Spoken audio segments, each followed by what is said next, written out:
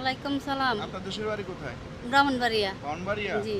তো এখানে এই মানে কি বিষয়ে আসছিলেন? এখানে ঘরের মানে সৌদি বাড়িতে কাজ করবার লেগে আইছিলাম।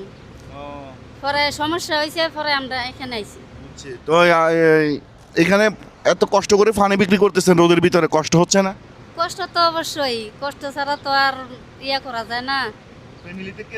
ফ্যামিলিতে কে কে আছে আপনার? আমার ফ্যামিলিতে 5 জন ছেলে, ছেলে মেয়ে, আর আমরা 2 জন। তো আপনাকে এখান থেকে 7টা আপনার ইয়ে আছে, খাম আছে, যে কোনো একটা নিতে পারেন, আপনি একটা নেবেন। আপনার ভাগ্যের উপরে নির্ভরতা করে, যা পান আর কি, ঠিক আছে? আচ্ছা, শুকরান। আচ্ছা, ঠিক আছে, ভালো থাকবেন। হ্যাঁ, আসসালামু আলাইকুম। আসলে প্রবাসের অবস্থা খুবই খারাপ। আপনারা যারা মহিলা মানুষ, যারা আপনার খাদ্যামার বিষয়ে আসতে চান, আসলে না আসাটা আমার মনে হয় বেটার। মানে খাদ্যামার বিষয়ে আসি, অনেক মানুষ ষড়যন্ত্র শিকার হচ্ছে। তো কি করে তারা, এই ষড়যন্ত্র শিকার হওয়ার পরে তারা হয়তো পালিয়ে চলে আসে। তো এখন আর কাজকর্ম পায় না, তো কি করে, পানি বিক্রি করে, কেউ ভিক্ষা করে। তো এইভাবে কি মানুষের একটা জীবন এইভাবে চলে নাকি? মানে আমাদের বাংলাদেশে 30 ডিগ্রি সেলসিয়াসের রোদ আমরা সহ্য করতে পারি না।